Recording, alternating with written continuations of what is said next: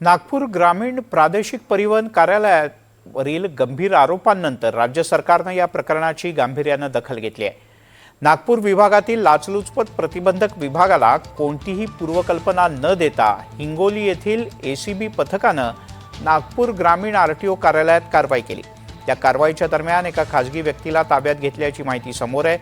दरम्यान यापूर्वी सुद्धा आरटीओतील कथित गैरकारभारांच्या बद्दल झालेल्या तक्रारी आणि माध्यमांमधल्या खुलाशांच्या पार्श्वभूमीवर या कारवाईकडे अतिशय महत्त्वाची कारवाई म्हणून पाहिलं जात आहे। तपास यंत्रणांच्याकडून या सगळ्या कारवाईचा अन्य तपशील जाहीर झालेला नाही।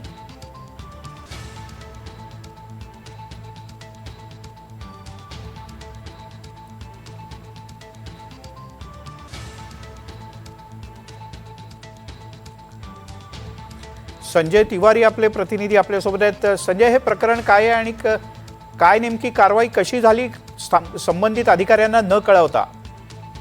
अगदी बरोबर। यापूर्वी जेव्हा जेव्हा आरटीओ च्या विरोधात अँटी करप्शन ब्युरोकडे नागपूरकडे तक्रारी करण्यात आल्या तेव्हा त्या सगळ्या ज्या रेड्स होत्या, त्या ट्रॅप्स होत्या, त्या फसल्या, अपयशी ठरल्या।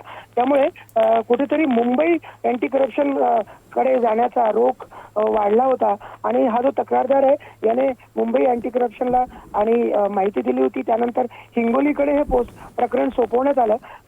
11 तारखेला हिंगोलीचे जे टीम होती त्या टीमच्या समोर हा जो आरोपी आहे हा दलाल आहे आणि तो एका आरटीओ अधिकाऱ्याच्या अत्यंत जवळचा असल्याचं बोललं जातं।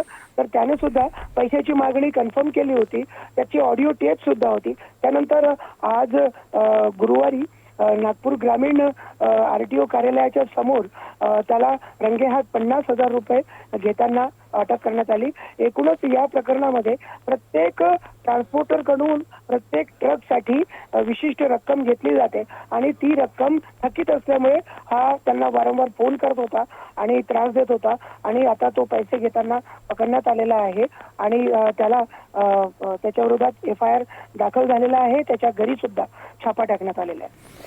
तुर्तास धन्यवाद या सगळ्या माहितीबद्दल।